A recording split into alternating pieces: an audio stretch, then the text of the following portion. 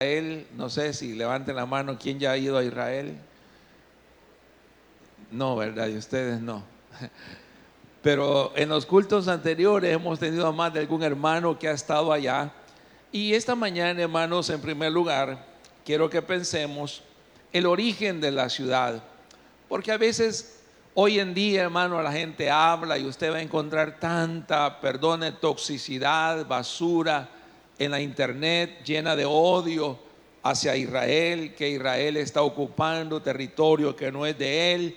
Pero ¿cómo se fundó Jerusalén? Fíjese, hermano, que desde los tiempos antiguos, 3000 años antes que Cristo viniera, hubo un rey llamado Melquisedec, que dice Génesis 14, 18 al 19. Entonces Melquisedec, rey de ¿qué dice, hermano? Salem, que quiere decir ciudad de paz, y sacerdote del Dios Altísimo, sacó pan y vino y bendijo a Abraham diciendo: bendito sea Abraham del Dios Altísimo, creador de los cielos y de la tierra.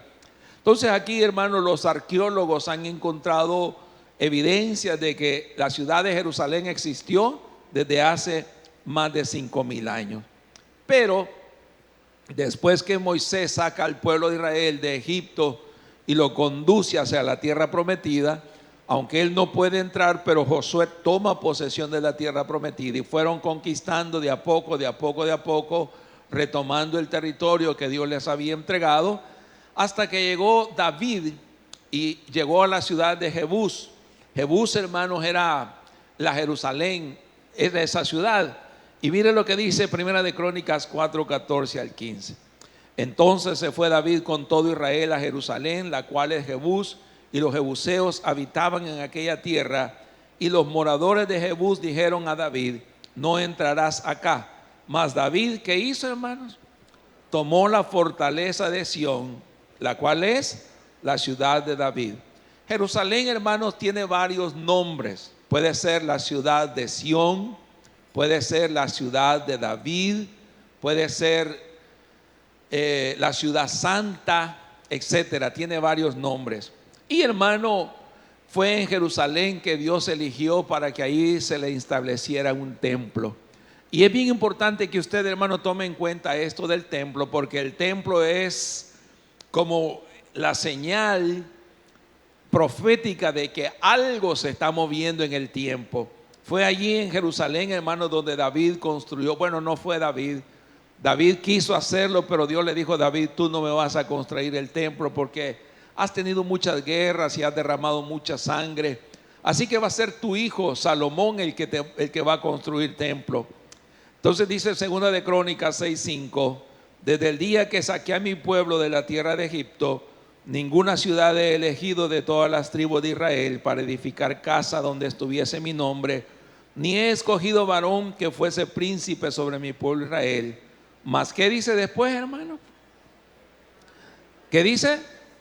Mas a Jerusalén. Oiga, 1000 años antes que Cristo viniera a la tierra, Dios dijo: a Jerusalén he escogido para que en ella esté mi nombre. ¿Se da cuenta por qué hay tanta guerra espiritual acerca de Jerusalén? Porque Dios dijo: allí va a estar mi nombre. ¿Quién es el que no quiere que el nombre de Jehová sea exaltado? Satanás. Entonces esto es más que una guerra geopolítica. Nosotros vemos naciones en contra de Israel, pero detrás de esas naciones está Satanás, porque no tenemos lucha contra sangre ni carne, sino contra principados, contra potestades. Por eso, hermano, una prueba más: ¿quiénes vivían en Jerusalén cuando Jesús vino a nacer en esta tierra? Los judíos. Ya estaban allí. Ahora dicen las naciones de que los judíos han llegado a tomar ese territorio. Ellos ya estaban allí. Cuando Jesús vino a predicar, hermanos, de hecho, el templo siempre estaba en Jerusalén. Dice allí en Lucas 2:41: y el niño Jesús en el templo, iban sus padres todos los años. ¿A dónde iban, hermano? A Jerusalén. ¿Qué celebraban en Jerusalén? La fiesta de la Pascua.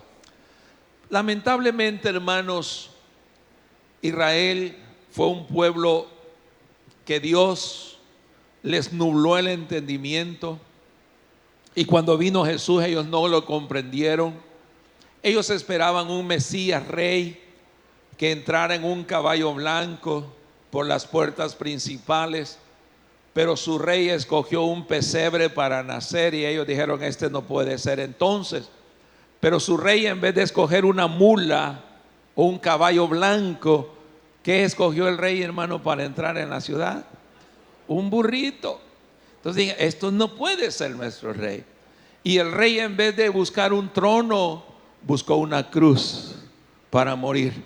Entonces ellos dijeron: este no puede ser nuestro rey. Y por eso es que los judíos lo rechazaron. Y por ese rechazo, hermano, a la ciudad de Jerusalén le vino esta profecía. Dice la Biblia que cuando Jesús iba a entrar a la ciudad, desde lejos, desde las colinas, él empezó a ver la ciudad y lloró.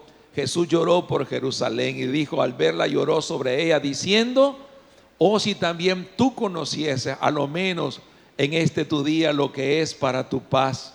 Mas ahora, ¿qué dijo, hermano, el Señor? Está encubierto de tus ojos, porque vendrán días sobre ti cuando tus enemigos te rodearán con vallado y te sitiarán y por todas partes te estrecharán y te derribarán a tierra y a tus hijos dentro de ti, y no dejarán en ti, ¿qué le dijo, hermano? Piedra sobre piedra. ¿Cuál fue la causa? No conociste el día que yo te visité. El Dios del universo dejó el cielo para venir a la tierra. ¿Qué tierra escogió para venir? Israel. A los suyos vino y los suyos no lo recibieron. A raíz de eso, hermano, también el Señor da una profecía y dice: Jerusalén, Jerusalén, tú que matas a los profetas y apedreas a los que te son enviados a ti. ¿Cuántas veces quise arrullarte como la gallina arrulla sus polluelos y no quisiste? Así que, hermano, ellos, en vez de honrar a Jesús como Mesías, mataron al autor de la vida, dice Pedro, ¿verdad? Por eso es que ahí en Mateo 16:21, que dice, hermano, desde entonces comenzó Jesús a declarar a sus discípulos que le era necesario ir a Jerusalén y padecer mucho de los ancianos, de los principales sacerdotes y de los escribas, y ser muerto y resucitar al tercer día. Pero esta mañana, hermanos, dándole continuidad a la ciudad de Jerusalén, ¿qué dice la Biblia sobre Jerusalén? ¿Qué dice la profecía sobre Jerusalén? En teología, hermanos, hay una rama de la teología que se llama escatología, que es la parte de la teología que mira los acontecimientos futuros. Y Daniel, hermano, no sé, está aquí conmigo esta mañana, levánteme su mano. Daniel, estando en cautiverio en Babilonia, él decía: Señor, va a desaparecer Israel, te vas a olvidar de esta nación, la vas a abandonar, ya no va a existir. Y en esa preocupación que tenía Daniel, Dios le habla y viene donde Daniel y le dice: Daniel, te voy a decir lo que le va a pasar a Israel en los próximos años. Y allí es donde Dios le da la profecía de las, ¿cuántas semanas dice, hermano? 70 semanas. Y vamos a ver un poquito esta mañana las 70 semanas de Daniel. Mire, Dios le dijo a Daniel: Daniel, 70 semanas están determinadas para mi pueblo Israel. ¿Y para quién más? Para su santa ciudad. En 70 semanas te voy a decir cómo va a terminar todo. Yo le doy, dijo el Señor, voy a activar mi cronómetro por 70 semanas. Y quiero aclarar, hermano, que proféticamente una semana son 7 años. No se le olvide, ¿está conmigo acá? Una semana son 7 años. Si el Señor habla de semanas proféticas, ¿de qué está hablando, hermanos? 7 años. Y el Señor le dice: 70 semanas están pronosticadas. ¿Para qué? Para terminar con la prevaricación, para ponerle fin al pecado, para expiar la iniquidad de la gente, para traer una justicia, ¿qué dice, hermano? Perdurable, para sellar la visión, para que todo el apocalipsis, la profecía se cumpla, y para ungir ¿a quién? Al Santo de los santos. ¿Quién es el Santo de los santos? el Señor Jesucristo. Amén. ¿Por qué no le da un aplauso a Él esta mañana? Así que, hermano, 70 semanas le dijo Dios a Daniel, falta para que todo esto suceda, para que sea lo que usted le llama a veces el fin del mundo, ¿verdad? Que no es tal cosa como a veces lo imaginamos, pero para que se termine todo. Pero fíjese bien, hermano, que estas 70 semanas empezaron a correr desde el tiempo de Daniel, y le dice, sabe pues y entiende que desde que se dé la orden para reconstruir a Jerusalén, pasarán 7 semanas, o sea, 49 años. En otras palabras, para que usted me entienda, hermanos, los babilonios, el imperio babilonio, invadió a Israel y a Jerusalén y destruyó la ciudad, destruyó el templo. Y Daniel en Babilonia, Dios le profetiza y le dice, yo voy a dar una orden para que se restaure la ciudad. Y a partir de ese día, que fue, hermanos, algunos tienen la fecha exacta, pero fue en el año 455, donde se da la orden para que Jerusalén sea reconstruida. Y duró exactamente 49 años. ¿Está conmigo acá? En 49 años fue reconstruido Israel. Pero ahí solo van ¿cuántas semanas? 7 semanas. ¿Y cuántas son? 70. ¿Cuántas faltan? 63. Faltan 63 semanas. ¿Dónde están las otras? Pues veamos. Y le dice, hasta el Mesías príncipe sabrá 7 semanas y 62 más. Aquí vienen las otras 62 semanas. Y se volverá a edificar la plaza y el muro en tiempos angustiosos. Desde que se terminó el muro de Jerusalén en 7 semanas, hasta cuando se le quita la vida al Mesías, iban a pasar otras 62 semanas proféticas, o sea, 434 años. Desde el año 408 hasta antes de Cristo, hasta el 33 después de Cristo, que muere el Señor Jesús, Daniel dice, y después de las 62 semanas, ¿qué iba a pasar, hermanos? Se le quitará la vida al Mesías, mas no por sí. Y el pueblo de un príncipe que ha de venir destruirá la ciudad y el santuario, y su fin será con inundación, y hasta el fin de la guerra durará la devastación. Entonces, hasta la muerte de Cristo, hermanos, ¿cuántas semanas llevamos hasta que Cristo murió? A ver si están poniendo atención. ¿Cuántas? ¿Cuántas semanas llevamos desde el edicto para reconstruir a Jerusalén hasta la muerte de Cristo? ¿Cuántas? 69 semanas. O sea que hasta la muerte de Cristo se cumplieron 69 semanas. ¿Y cuántas dijo Daniel que eran? ¿Cuántas faltan? Una semana para que todo termine.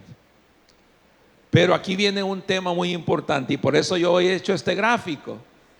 Porque en el primer cuadro aquí tenemos la reconstrucción del templo y de Jerusalén en 49 años, o sea, 7 semanas. Y desde que se terminó el templo hasta la muerte de Cristo pasaron otras 62 semanas.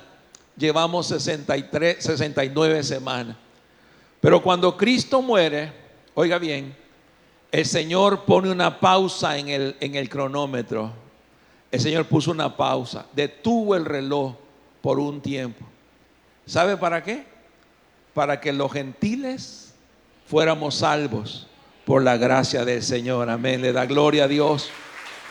El Señor detuvo el reloj y Él dijo, la salvación viene para los judíos, pero voy a hacer una pausa para que todos conozcan a Jesús como su Señor y Salvador personal.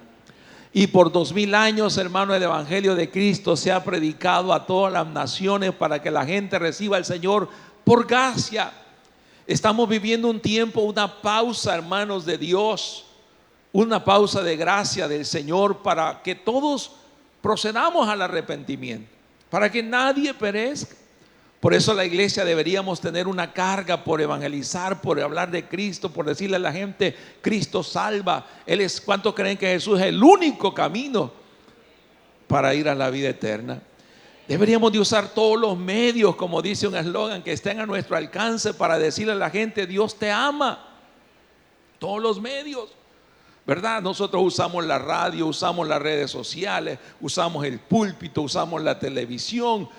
Tenemos rótulos, ¿verdad? Ahí a veces en la calle, no sé cuántos han visto, ¿verdad? Algunas vallas que a veces ponemos para decirle a la gente que Dios les ama.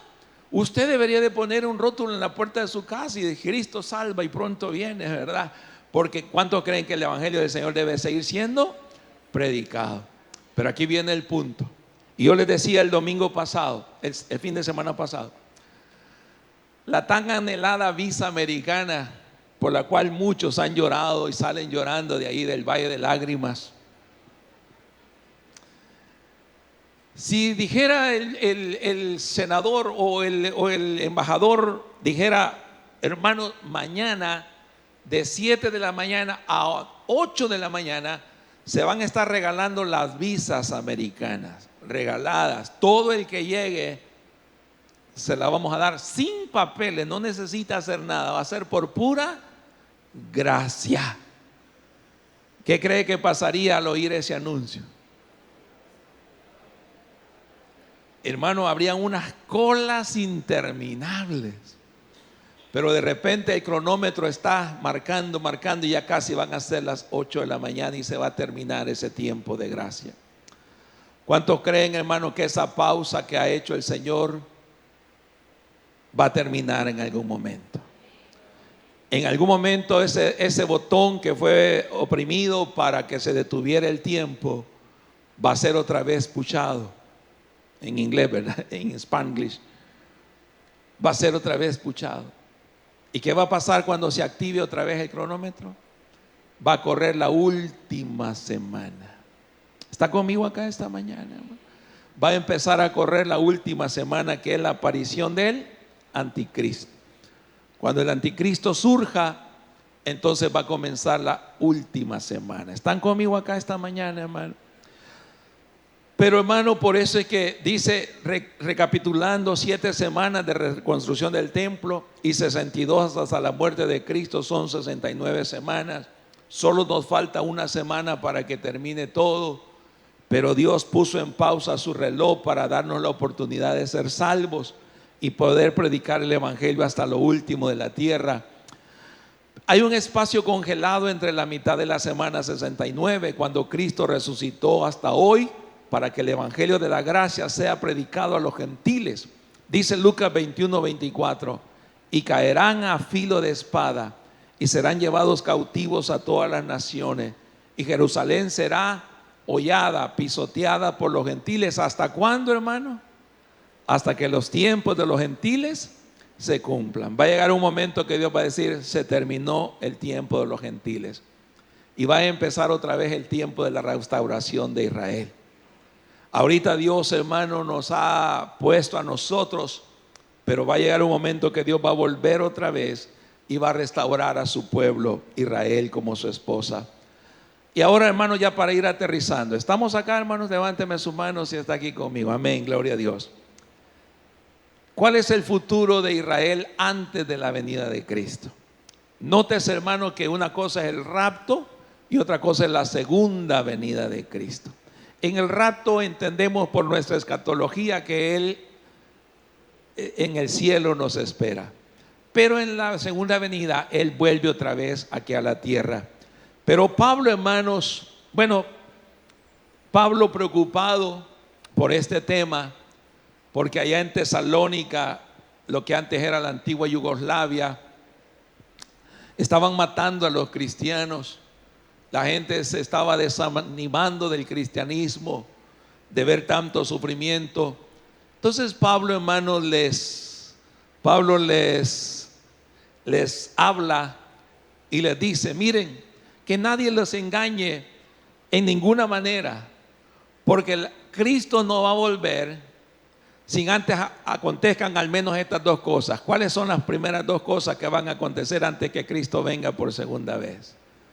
Primero, no vendrá sin que antes venga la apostasía. La palabra apostasía, hermano, solo a ustedes se la voy a regalar porque en los cultos anteriores no lo dije.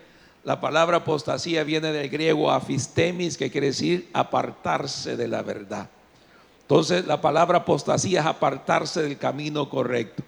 Dice, mucha gente va a apostatar de la verdad. También se va a manifestar el hombre de pecado. ¿Quién es el hombre de pecado? El anticristo, el hijo de perdición, el cual se opone y se levanta contra todo lo que se llama Dios o es objeto de culto. Y la otra señal a la cual usted tiene que estar pendiente es a la reconstrucción del templo. ¿Por qué? Porque el templo, hermanos, es el centro de la adoración de los judíos. Y el anticristo, hermanos, va a entrar a ese templo reconstruido y él se va a hacer pasar por Dios. Ahí dice, ¿verdad? Tanto que se sienta en el templo de Dios como si fuera Dios, haciéndose pasar por Dios. Entonces, hermanos, el problema ahorita es de que donde estaba el templo anterior que reconstruyó Herodes, en una de las invasiones musulmanas, ellos construyeron la mezquita, la cúpula de oro, y entonces es una mezquita musulmana. Para que Israel reconstruya el templo, si lo hace ahorita a la fuerza, va a haber una guerra. Entonces tiene que haber un acuerdo de paz entre él y los árabes para poder reconstruir el templo. Y dijo el Señor, y cuando digan paz y seguridad, entonces vendrá el fin. ¿Estamos acá, hermanos amados?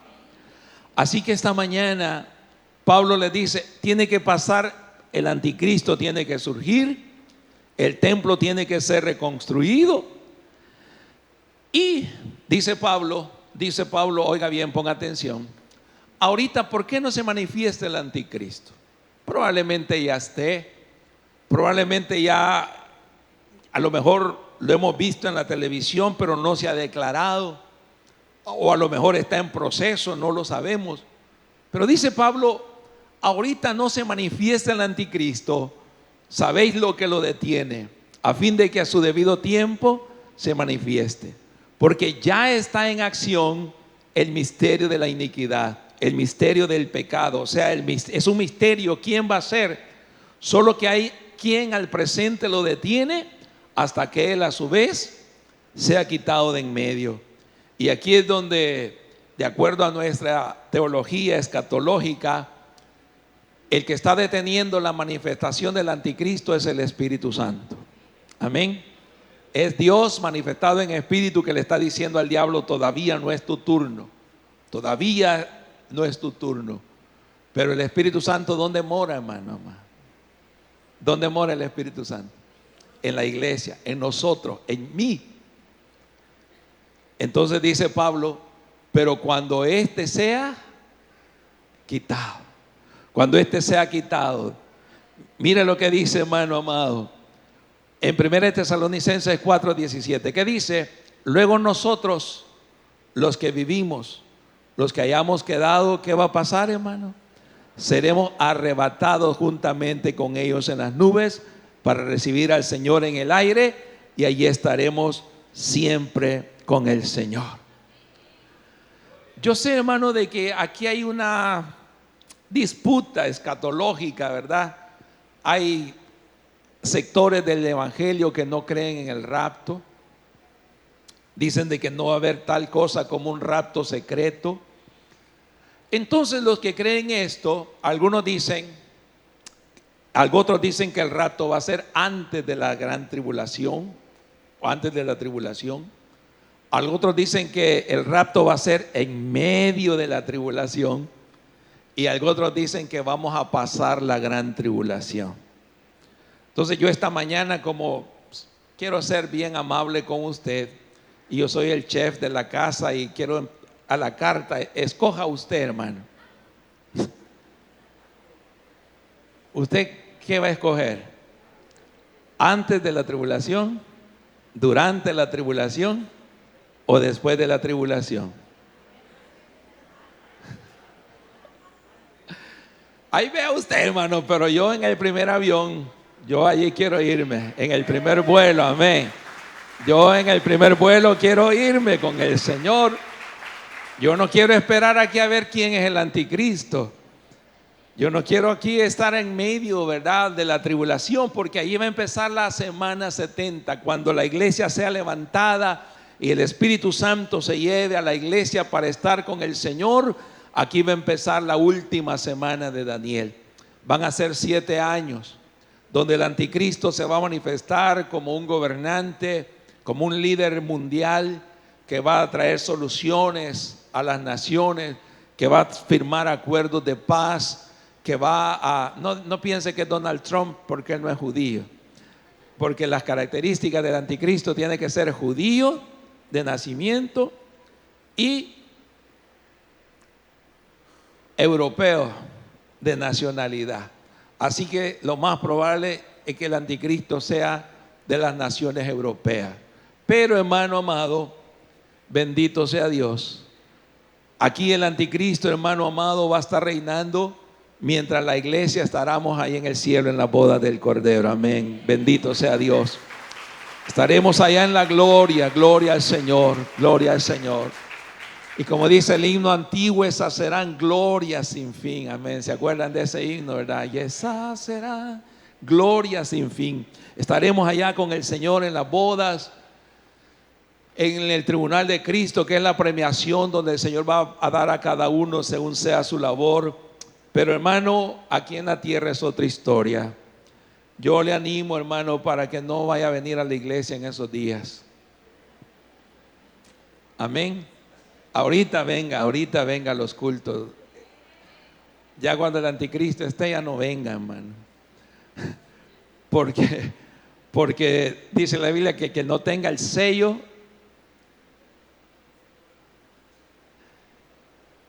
hermano, no va a poder hacer nada. Por eso es que dice Daniel en el versículo 27, si quiere leerlo conmigo: y por otra semana, o sea, la última semana, el anticristo va a firmar pacto con muchas naciones. Pero ya cuando él los tenga en la bolsa, cuando él ya los tenga en su mano, cuando ya tenga el control del mundo, cuando ya el anticristo, hermano, se haya manifestado y él tenga engañado a todo el mundo, a la mitad de la semana, a los 3 años y medio, él se va a quitar la máscara y le va a decir: yo soy el diablo, yo soy el enviado del infierno. Y él va, dice la Biblia, que va a cesar el sacrificio en el templo y la ofrenda. Después, con la muchedumbre de las abominaciones, vendrá el desolador hasta que venga la consumación y lo que está determinado se derrame sobre el desolador. Y ahí será el lloro y el crujir de dientes. Ahí están los 7 sellos, las 7 trompetas y las 7 copas de la ira de Dios.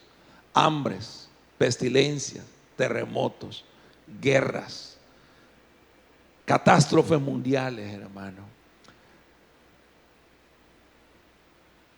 Yo no me quiero quedar el día que Cristo venga. Yo no me quiero quedar el día que Cristo venga. El detalle es que nadie sabe el día ni la hora. Por eso es que tenemos que velar, hermano. Métale, por favor, hermano. Métase más con Dios, hombre. Ahorita estamos a tiempo. No se relaje, no se atenga, no se descuide. Porque vendrá tiempo, hermano, cuando, mire, un pequeño descuido saldrá caro en nuestras vidas. Esos pequeños descuidos suyos, que a veces deja de congregarse, que a veces, hermano amado, no le da importancia a la oración, que no lee su palabra. Hermano, esos descuidos se van a pagar caros. ¿Se acuerda usted que habían 5 vírgenes prudentes y 5 insensatas? Las prudentes le echaban aceite a la lámpara, todos los días la mantenían con aceite. Las insensatas decían: nah, a cada rato dicen que Cristo va a venir y no viene. Por eso, hermano, esta mañana el Señor nos está advirtiendo que vendrá esa última semana. Y, hermano, para aterrizar esta mañana, ¿cuál va a ser el futuro glorioso de Jerusalén? Bueno, cosas buenas y algunas no tan buenas. Primero, hermano, que Dios promete que Él va a restaurar la ciudad de Sión y va a morar en medio de Jerusalén. Y dice Zacarías 8:3-4, y Jerusalén se llamará, ¿cómo dice, hermano? Ciudad de la verdad, el monte de Jehová de los ejércitos, monte de santidad. Y vendrán a Jerusalén muchos pueblos y fuertes naciones. ¿A qué vendrán? A buscar a Jehová de los ejércitos en Jerusalén e implorar el favor de Jehová. Si está el hermano, amén, gracias. Pero fíjese bien, hermano, antes de que Israel sea restaurada, Israel pasará por tiempos angustiosos. Dice Zacarías allí, hermano, he aquí el día de Jehová viene, y yo reuniré a las naciones para combatir ¿contra quién? Contra Jerusalén. Israel, hermano, perdón, Jerusalén es como que si fuera un hueso carnoso y hay cientos de perros hambrientos alrededor. ¿Qué harían esos perros, hermanos, por ese hueso? Todos irían al ataque. Así, hermano, Israel va a ser como ese hueso carnoso que todas las naciones van a venir, se van a reunir allí en el territorio de Israel, en el valle de Megiddo, y se prepararán para el combate. Por eso es que usted, cuando vea en geopolítica, por ejemplo, hace unos meses salía una fotografía donde China celebraba el día militar, algo así, y se tomaron una foto Vladimir Putin, presidente de la gran Rusia, Sun Yun-moon, que es el presidente de Corea del Norte, y Xi Jinping, presidente de China, los tres comunistas, los tres enemigos de Israel, y los tres con bombas nucleares, con bombas atómicas. Entonces, hermano, dice la Biblia que los reyes del oriente vendrán y el río Éufrates se secará. Póngale atención, porque ya hay noticias de que el río Éufrates se está secando. Y van a pasar, cuando oiga hablar de la ruta de la seda famosa, abriéndose camino para invadir a Israel. Dice la Biblia, hermano, que habrá tanta matanza, porque cuando ya todas las naciones estén por doblegar al pueblo de Dios, entonces vendrá el deseado de las naciones. Amén. ¿Cuántos lo alaban esta mañana? Vendrá el deseado, el amado. Pero miren lo que dice ahí en Zacarías 14:1-2. He aquí el día de Jehová viene, yo reuniré a las naciones para combatir contra Jerusalén, y será tomada y saqueadas las casas y violadas las mujeres, y la mitad de la ciudad irá en cautiverio, mas el resto del pueblo no será cortado de la ciudad. El 7 de octubre del año 2023, el grupo terrorista Hamas cruzó las fronteras, y a la gente que estaba en fiesta, usted vio esas noticias, ¿verdad? A las mujeres las agarraban del pelo, las arrastraban, mataban a los niños, a los bebés, a los ancianos. Obviamente estas noticias, hermano, como hoy vivimos un mundo intencionalmente para no publicar las cosas que favorezcan a Israel. Hermano, hoy en día uno se puede llenar de odio el corazón cuando mira tanta mala intención. Por ejemplo, hermano, ayer nada menos veía una noticia que la selección de Israel jugó contra la de Noruega en Europa por la clasificación a la Copa del Mundo. Imagínense cómo está Europa de mal, que anticipadamente dijeron que la recaudación de todo el dinero que se recaudara en el estadio iba a ser para enviar ayuda humanitaria. ¿A dónde cree usted? A Palestina. jugando contra Israel. Moralmente y mentalmente, hermanos, un odio, un rechazo. Y todo eso lo vimos, pero eso no es nada.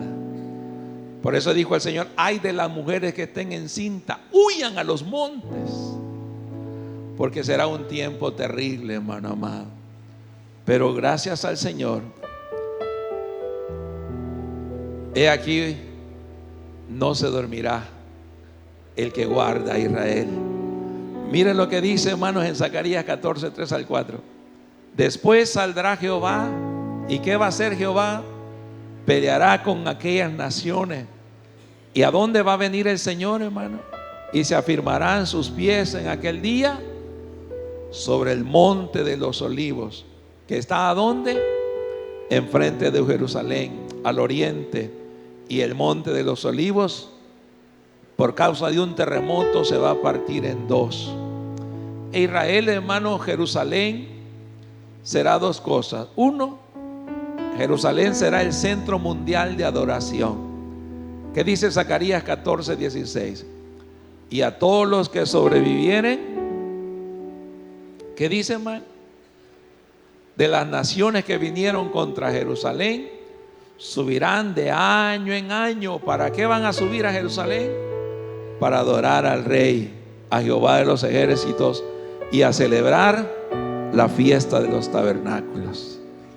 Ahí, hermano, todas las naciones que un día odiaron al Señor, ahora reconocerán que Jesucristo es el Rey de Reyes y el Señor de Señores, y todo ojo le verá. Aleluya.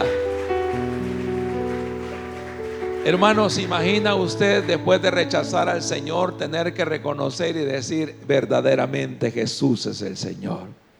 Y lo otro, hermano, que va a pasar es que, así como Washington es la capital administrativa de los Estados Unidos, Jerusalén será la capital administrativa de todas las naciones a nivel mundial. Mire lo que dice Miqueas 4:1. Acontecerá en los postreros tiempos que el monte de la casa de Jehová será establecido, ¿por qué dice, hermano? Por cabecera de montes y más alto que los collados, y correrán a él los pueblos. Y vendrán muchas naciones y dirán: venid y subamos al monte de Jehová y a la casa del Dios de Jacob, y él nos enseñará en sus caminos, y vamos a andar por sus veredas. Porque de Sión, ¿qué va a salir de Sión, hermano? La ley. Y de Jerusalén, la palabra de Jehová. Y el Señor juzgará entre muchos pueblos y corregirá a las naciones poderosas hasta los confines de la tierra, y ya no se prepararán más para la guerra. ¿Cuántos quieren, hermano, que ese tiempo llegue? Que ya no haya guerra y que haya paz en todo el mundo. Así que, hermano, póngase de pie, por favor, esta mañana y dígale al Señor: yo no sé, Dios mío, el día ni la hora, Padre. No sé, Señor, en qué momento iniciará la última semana de la profecía, Señor. Pero ahora, Señor, que estamos en esta pausa de gracia, queremos aprovechar, hermanos, para llenarnos más y más del Señor. Queremos llenarnos más de su presencia. Levante su oración ahí, dígale: Señor, yo no quiero vivir descuidado, Padre. No quiero vivir atenido. No quiero vivir arriesgando, Señor, las cosas importantes del futuro. Quiero estar cerca de ti, Señor. Aleluya. Adore al Rey, hermano. Adore al Rey. Adórelo, adórelo.